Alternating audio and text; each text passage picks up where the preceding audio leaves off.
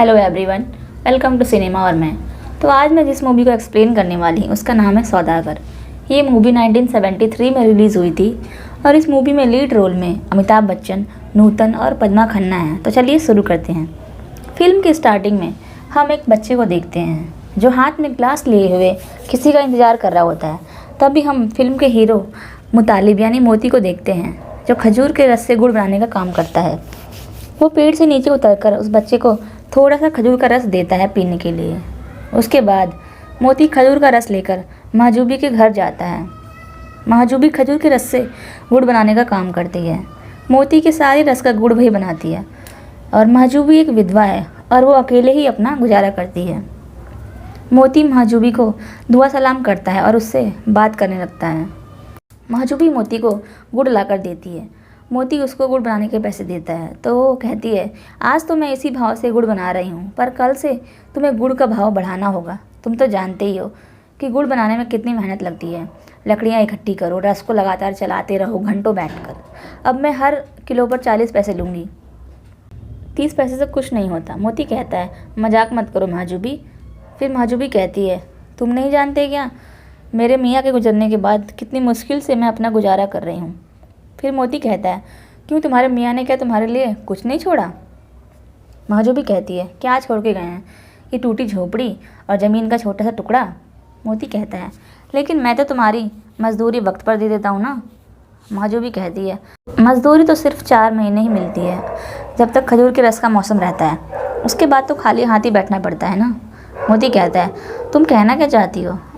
महजूबी कहती है, देखो तुम ये तो मानते हो ना कि मंडी में सबसे ज़्यादा गुड़ तुम्हारा ही बिकता है। मोती कहता है, हाँ मानता हूँ, और तुम्हारी वजह से तो बिकता है। फिर महजूबी कहती है, फिर तुम मेरे पैसे क्यों नहीं बढ़ा रहे हो। अगर 40 पैसे में तुम्हें मंजूर है तभी मेरे पास आना, नहीं तो गाँव में बहुत सारे गुड़ बनाने वाली और भी हैं। मोती कहता है, हाँ महजूबी तुम तो कहोगी ना, क्योंकि तुम जानती हो कि गाँव में सबसे बढ़िया गुड़ तो तुम ही बनाती हो। इतना कहते हुए मोती गुड़ लेकर वहाँ से अपने घर आता है। मोती को अपने घर के बाहर एक आदमी सोता हुआ मिलता है। मोती उस आदमी को जगाता है जिसका नाम गफूर होता है। मोती कहता है, मैं कई दिनों से तुमसे कह रहा हूँ कि मेरे लिए कोई रिश्ता लेकर आओ ताकि मेरा भी घर बस जाए। गफूर कहता है, लाया हूँ ना, एक रिश्ता नहीं बल्कि 3 रिश्ते लाया हूँ। गफूर उन रिश्तों के बारे में बताने लगता है, लेकिन महर की रकम सुनकर मोती कहता है, अगर 200, 250 और 300 रुपये मेरे पास होते तो मैं किसी नवाब की बेटी से शादी नहीं कर लेता। गफूर कहता है, तुम्हें लड़की भी सुंदर चाहिए और महर के नाम पर तुम्हारे पास पैसे भी नहीं हैं। गफूर वहाँ से जाने लगता है तो मोती उसे रोकता है और कहता है, अगर 150 की बात होती तो मैं कहीं ना कहीं से इकट्ठा कर लेता। मोती गफूर से कहता है कि कुछ ऐसा करो कि मेरा घर भी बस जाए और तुम्हें भी फ़ायदा हो। तब गफूर उसे एक रिश्ता बताता है। वो बताता है कि लड़की का नाम फूल बानो है और महर की रकम भी उतना मायने नहीं रखती है। मोती कहता है, रिश्ता तो ठीक लग रहा है। गफूर कहता है, चलो फिर अभी उनके घर रिश्ते की बात करके आते हैं। मोती कहता है, अभी नहीं, पहले मेरा काम फिर कुछ और। फिर मोती बाज़ार में गुड़ बेचने जाता है। मोती का गुड़ सुनकर सारे लोग उसी से गुड़ खरीदते हैं। वहाँ बैठे बाकी गुड़ बेचने वाले मोती को कोसने लगते हैं कि मोती के गुड़ की वजह से कोई हमारा गुड़ नहीं खरीदता। मोती तो अपना गुड़ 3.25 रुपये में बेचता है, 3 रुपये के बजाय, फिर भी लोग उसका गुड़ खरीद लेते हैं। फिर मोती का सारा गुड़ बिक जाता है। उसके बाद मोती गफूर के साथ रिश्ते की बात करने जाता है, लेकिन रास्ते में मोती फूलबानो को देखता है जो एक नाव में बैठकर जा रही होती है। मोती भी उसी नाव में बैठ जाता है। फूलबानो भी मोती को देखती है और उसके बारे में सोचने लगती है। नाव से उतरने के बाद फूलबानो नाव के मालिक से पूछती है कि वो कौन है। तो नाव वाला बताता है कि वो मोती है, खजूर का रस निकालता है। इसके बाद मोती भी फूलबानो के बारे में नाव वाले से पूछता है। इसके बाद हम देखते हैं कि मोती एक घर में जाता है जहाँ पर शेख साहब से वो अपने रिश्ते की बात करता है। इस पर शेख साहब कहते हैं कि मेरी बड़ी बेटी की शादी में मुझे बहुत बुरा तजुर्बा मिला है, उसका तलाक तक हो गया, इसलिए मैं फूलबानो की शादी सोच समझ कर ही करूँगा, और तभी करूँगा जब मुझे महर की रकम 500 रुपये शादी से पहले मिल जाए, ताकि मैं उस रकम को डाक खाने में फूलबानो के नाम से जमा करा दूँ। मोती महर की रकम सुनकर वहाँ से जाने लगता है तो शेख मोती से पूछते हैं कि लड़का कौन है। मोती कहता है कि जी मैं खुद हूँ। फिर से एक पूछता है, क्या करते हो तुम और तुम्हारा नाम क्या है? मोती अपना नाम और काम बताने के बाद वहाँ से निकल जाता है। उसके बाद मोती कई साहूकार के पास जाकर 500 रुपये उधार मांगता है, पर सब उसे देने से मना कर देते हैं। मोती को एक साहूकार पूछता है कि तुम तो शादीशुदा भी नहीं हो, फिर भी तुम्हारी सारी कमाई कहाँ जाती है? मोती कहता है, मैं जो कुछ भी कमाता हूँ उसमें से आधा तो वो गुड़ बनाने वाली ले लेती है, और गुड़ तो सिर्फ 2.5 या 3 रुपये किलो ही बिकता है। ऐसे में मैं पैसे कहाँ से इकट्ठा कर पाऊँगा? तब वो साहूकार मोती को सलाह देता है कि तुम किसी गुड़ बनाने वाली से शादी क्यों नहीं कर लेते? फिर तुम्हें मजदूरी भी नहीं देनी पड़ेगी और सारे पैसे भी बचेंगे। इससे तुम्हारे पास 500 रुपये जमा हो जाएंगे। रात को मोती इस बात के बारे में सोचने लगता है। फिर उसी वक्त मोती महजूबी से मिलने उसके घर जाता है। मोती महजूबी को आवाज़ देता है। फिर महजूबी कहती है, ये भी कोई वक्त है 30-40 पैसे पर बात करने के लिए? लेकिन सुन लो, मैं 40 पैसे से 1 पैसा कम नहीं लूँगी गुड़ बनाने के। मोती कहता है, मैं तो यहाँ तुमसे कुछ और बात करने आया हूँ। फिर मोती सीधे सीधे महजूबी से कहता है कि मैं तुमसे शादी करना चाहता हूँ। जिस पर महजूबी कहती है, दिल लगी करने के लिए क्या तुम्हें कोई और नहीं मिली जो तुम मुझसे मजाक करने आ गए? मोती कहता है, बाकी लड़कियां तो तुम्हारे आगे कुछ भी नहीं है महजूबी, तुम आराम से इस बारे में सोच लो। इतना कहकर मोती वहाँ से चला जाता है। महजूबी मोती की बातों पर सोचने लगती है। अगली सुबह मोती गुड़ लेने आता है तो वो महजूबी से दोबारा शादी के बारे में पूछता है, जिस पर महजूबी मोती से कहती है, आज दोपहर का खाना तुम मेरे साथ ही खाओगे। इसका मतलब है कि महजूबी भी अब मोती से शादी करने के लिए मान गई है। दोपहर में 2 औरतें मोती और महजूबी को साथ में बैठा देखकर आपस में उनके बारे में बात करने लगती हैं। महजूबी खाना बना रही होती है तो मोती उससे पूछता है कि तुम महर में क्या लोगी? महजूबी कहती है, सुना है तुम बड़े दिलफेक हो, अगर किसी को दिल ना दिया हो तो मुझे दे देना, और कुछ नहीं चाहिए मुझे। तभी महजूबी के एक्स हस्बैंड का भाई वहाँ पर आता है। मोती उन्हें सलाम करता है। मोती अपने और महजूबी की शादी के बारे में उन्हें बताता है। उसके बाद अगले दिन मोती और महजूबी की शादी हो जाती है और महजूबी मोती के घर चली जाती है। महजूबी मोती के घर को साफ़ सुथरा करती है और फिर गुड़ बनाने के लिए चूल्हे भी बनाती है।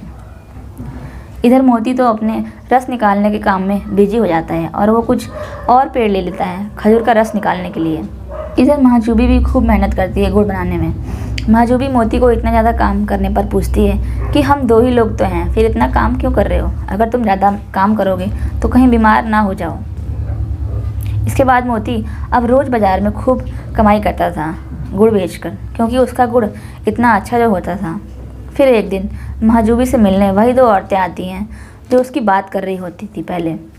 वे दोनों औरतें महजूबी की काफ़ी तारीफ़ करती हैं। इसके बाद हम मोती को देखते हैं जो फूलबानों के घर गया होता है उसके पिता से मिलने के लिए। मोती फूलबानों के पिता को महर की आधी रकम 250 रुपये देते हुए कहता है कि बाकी की आधी रकम मैं आपको कुछ ही दिनों में दे दूँगा। जिस पर फूलबानों के पिता मोती से कहते हैं, अब मैं इन रुपयों का क्या करूँगा? मैंने सुना है कि तुमने एक विधवा से शादी कर ली, और जिस घर में पहले से एक औरत हो वहाँ मेरी बेटी कैसे रहेगी? मोती कहता है, आप इसकी चिंता क्यों करते हैं? जब तक खजूर के रस का मौसम है तभी तक महजूबी है। रस का मौसम जाने के बाद ना महजूबी रहेगी ना ही उसकी याद। इस बात पर फूलबानों के पिता कहते हैं, बहुत ही शातिर हो तुम, बैठो बैठो हुक्का पियो और जाते वक्त फूलबानों से मिलकर जाना। इसके बाद मोती फूलबानों से मिलता है तो फूलबानों मोती पर गुस्सा करने लगती है। फूलबानों मोती से कहती है कि तुमने उस महजूबी से शादी क्यों की? जिस पर मोती कहता है, अगर शादी ना करता तो मेरे लिए रस से गुड़ कौन बनाता, और गुड़ नहीं बनता तुम्हारे लिए महर की रकम कैसे जमा करता? इस पर फूलबानों कहती है, हाँ हाँ ठीक है, मैं समझ गई हूँ। मोती घर आकर खाना नहीं खाता है तो महजूबी कहती है, तुमने खाना क्यों नहीं खाया? इस पर मोती कहता है कि मैंने अपने दोस्त के घर खाना खा लिया था। फिर महजूबी कहती है कि मैं तो बस यही चाहती हूँ तुम्हारे गुड़ की तारीफ़ हर जगह हो और तुम्हारा खूब नाम हो। इस बात को कुछ वक्त बीत जाता है और अब मोती ने महर की बाकी रकम 250 रुपये भी जमा कर लिए होता है। इसलिए अब मोती महजूबी से छुटकारा पाने के लिए सोचता है। मोती काजी साहब से मिलने जाता है और उनसे कहता है कि मैं महजूबी से तलाक लेना चाहता हूँ। इस पर काजी कहते हैं, पर क्यों? इस सीन के बाद वो काजी और मोती महजूबी के पास आते हैं। महजूबी तो काजी को देखकर खुश होती है। फिर काजी महजूबी से कहते हैं कि मोती तुम्हें तलाक देना चाहता है। मोती को शक है कि तुम्हारा अपने पति के बड़े भाई के साथ नाजायज़ रिश्ता है। इस पर महजूबी कहती है, इतना घटिया इल्ज़ाम लगाने पर तुम्हें शर्म नहीं आई मोती? तुम ऐसा सोच भी कैसे सकते हो? वो तो मेरे भाईजान हैं, कोई और बहाना नहीं मिला तो तुमने ये इल्ज़ाम लगा दिया मुझ पर। काजी कहता है, मोती एक बार फिर सोच लो। फिर महजूबी कहती है, अब क्या सोचेगा ये? सोचा तो उसने उस रात था जिस दिन ये मेरे पास शादी की बात करने आया था। महजूबी कहती है, अरे अगर मुझसे सिर्फ इसलिए शादी की थी कि मैं तुम्हारे लिए गुड़ बनाऊंगी तो तुम मुझसे साफ साफ कह देते कि महजूबी रस का मौसम ख़त्म हो गया और तुम अब यहाँ से जा सकती हो। गुड़ बन गया है, अब तुम्हारा कोई काम नहीं है। अब मुझे तुम्हारी कोई ज़रूरत नहीं है, तुम यहाँ से चली जाओ। मैं खुद ही चली जाती और शायद तुम्हारे लिए मुँह से एक आध दुआ भी निकल जाती। मोती महजूबी की बातें चुपचाप सुनता रहता है। महजूबी अपना सामान लेकर वहाँ से चली जाती है। फिर महजूबी अपने घर पर आकर रोने लगती है। उधर मोती फूलबानू से शादी कर लेता है। गांव में आते वक्त वही दो औरतें मोती और फूलबानू से मिलती हैं। मोती कहता है, ये मेरी बीवी है। दोनों औरतें मोती और फूलबानू की तारीफ़ करने लगती हैं। महजूबी भी उन्हें रास्ते में देखती है और दुखी होती है। नेक्स्ट सीन में महजूबी अपने पति के बड़े भाई से मिलने जाती है तो वो महजूबी से कहते हैं कि मेरे एक दोस्त हैं नादिर, उनकी बीवी गुजर गई है और उनके 3 छोटे छोटे बच्चे हैं और वो बड़े परेशान हैं। उन्हें एक ऐसी बीवी चाहिए जो उनके बच्चों और घर को संभाल सके। अगर तुम हाँ कहो तो मैं तुम्हारी रिश्ते की बात करूँ। महजूबी लेकिन मना कर देती है। इधर मोती तो फूलबानू के प्यार में उसके लिए बाज़ार से महंगी महंगी साड़ियाँ ला कर देता है। अगले सीन में वो दो औरतें फिर से महजूबी से मिलती हैं और महजूबी के आगे मोती और फूलबानू की बात करने लगती हैं। वो कहती हैं, तुम तो यहाँ लोगों के घरों में खाना बनाकर अपना घर चला रही हो, पर वहाँ पर फूलबानू तो रोज़ रोज़ नई नई साड़ियाँ पहन रही है। महजूबी उन दोनों औरतों की बातों से परेशान हो जाती है और उन्हें वहाँ से जाने के लिए कहती है। तभी महजूबी के एक्स हस्बैंड का भाई वहाँ आता है।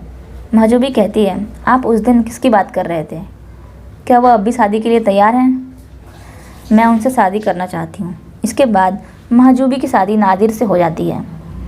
मोती महजूबी को नादिर के साथ जाते हुए देखता है।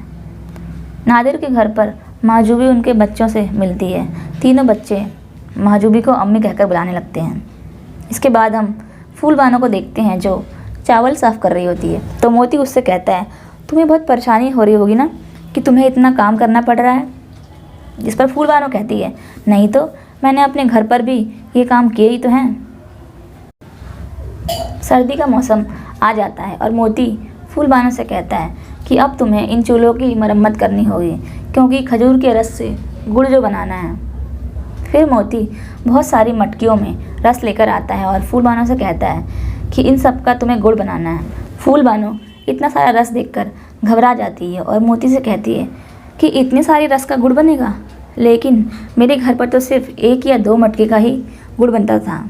मोती कहता है, अरे घबराने की क्या बात है, रस को सिर्फ उबालना ही तो है जब तक वो गाढ़ा ना हो जाए। फिर फूलबानू रस से गुड़ बनाना शुरू कर देती है। गुड़ तैयार होते ही वो खाकर देखती है तो उसे गुड़ का स्वाद अच्छा नहीं लगता और वो गुड़ को थूक देती है। इतने में ही मोती आकर गुड़ लेकर बाज़ार जाता है। बाज़ार में पहले की ही तरह मोती का गुड़ बिक जाता है। लोग बिना चखे ही मोती का गुड़ खरीद लेते हैं। मोती घर आता है तो फूलबानू गुड़ की टोकरी देखने लगती है। तो मोती पूछता है कि क्या देख रही हो? फूलबानू कहती है, गुड़। फिर मोती कहता है, गुड़ तो सब बिक गया। अगले दिन मोती जब बाज़ार गुड़ बेचने जाता है तो एक ग्राहक उसके बनाए हुए गुड़ की कमी निकालने लगता है।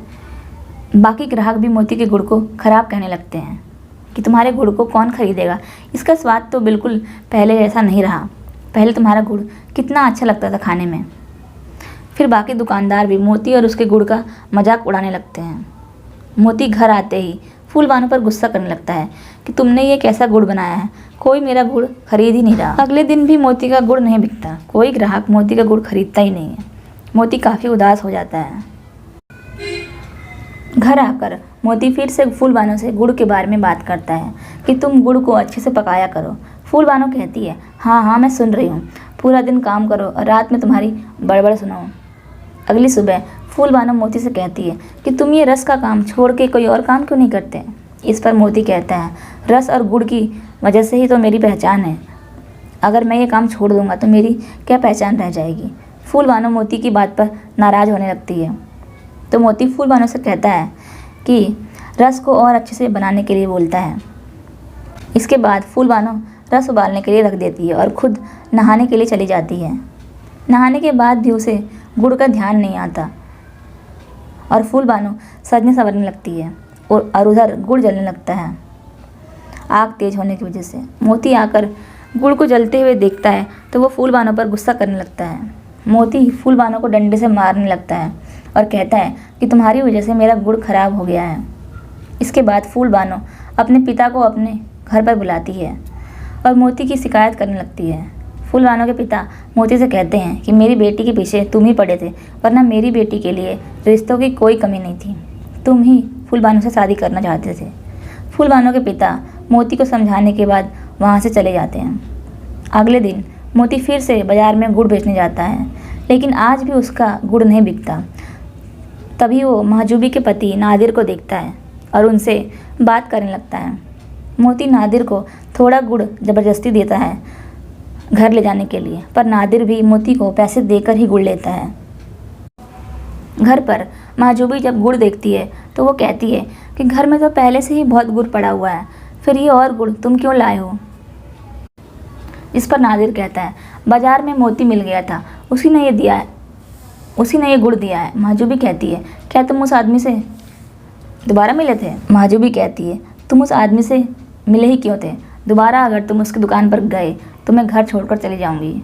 नादिर कहता है, गुस्सा क्यों हो रही हो, तुम कहती हो तो मैं आपसे मोती के पास नहीं जाऊंगा। पर बेचारा बहुत दुखी लग रहा था, वो कह रहा था कि इस साल गुड़ का धंधा अच्छा नहीं चला। इतना कहकर नादिर अंदर चला जाता है। तभी नादिर का बेटा वो गुड़ खाकर देखता है तो उस गुड़ को कड़वा कहकर वो थूक देता है। फिर महजूबी भी उस गुड़ को खाकर देखती है तो उसे भी गुड़ कड़वा लगता है। इसके बाद हम मोती को देखते हैं जो खजूर का रस निकालने के लिए गया होता है, पर उसे अपने ग्राहकों की कड़वी बातें याद आ जाती हैं और गुस्से में वो रस की सारी मटकियों को तोड़ देता है। इधर फूल बानो घर पर गुड़ बनाने के लिए तैयारी कर रही होती है तो मोती उससे कहता है कि अब से तुम्हें गुड़ बनाने की ज़रूरत नहीं है। फूल बानो कहती है, पर रस का मौसम तो अभी ख़त्म नहीं हुआ। इस पर मोती कहता है, आज से रस को भूल जाओ, मेरे लिए रस का मौसम ख़त्म हो गया है। आगे फूल बानो मोती से अपने पिता के घर जाने के लिए पूछती है तो मोती कहता है, कब जाओगी। फूल बानो गुस्से में कहती है, अभी जाना है, और फूल बानो अपना सामान लेकर जाने लगती है, पर मोती एक बार भी उसे रोकता नहीं है। फूल बानो रास्ते में अभी जा ही रही होती है तो वो मोती को देखती है तो उसे लगता है कि मोती उसे वापस लेने आ रहा है, पर मोती कहीं और जाने लगता है। फूल बानो भी मोती के पीछे पीछे जाने लगती है कि आखिर मोती कहाँ जा रहा है। मोती रस लेकर नादिर और महजूबी के घर जाता है और नादिर को रस देते हुए कहता है कि ये रस मैं आपके लिए लाया हूँ। नादिर कहता है, रस लेकिन किस लिए। महजूबी कहती है, इससे कह दीजिए कि यहाँ से चला जाए। ये यहाँ पर क्यों आया है, यहाँ आते हुए इसे शर्म नहीं आई क्या, अब क्या मुँह लेकर आया यहाँ पे ये। नादिर कहता है, ज़रा धीरे बोलो, वो सुन लेगा, और घर आए हुए ऐसे कोई ऐसे बात करता है।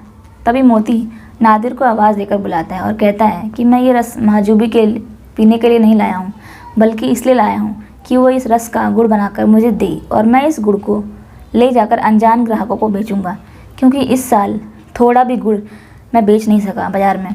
सिर्फ पेड़ों पर रस निकालने में ही मेरा सारा मौसम बीत गया, पर गुड़ नहीं बिक सका। मोती महजूबी को देखने लगता है। ये सारी बातें फूल बानो भी वहाँ खड़ी सुन रही होती है। फूल बानो की आंखों में आंसू आ जाते हैं। महजूबी भी मोती की बातों से काफ़ी दुखी होती है। तभी वो फूल बानो को देखती है और फूल बानो महजूबी को, दोनों एक दूसरे को गले लगाती हैं और ये मूवी यहीं पर एंड हो जाती है। ये मूवी हमें सोशल मैसेज देती है कि हमारे पास जब कोई चीज़ होती है तब हम उसकी वैल्यू नहीं करते, पर दूर जाने पर पछताते हैं। और इस मूवी में महजूबी का कैरेक्टर इतना स्ट्रॉन्ग दिखाया गया है कि वो अपने तलाक के वक्त कमज़ोर नहीं पड़ती और उसके बाद अपनी लाइफ को एक नया रास्ता देती है। Thank you.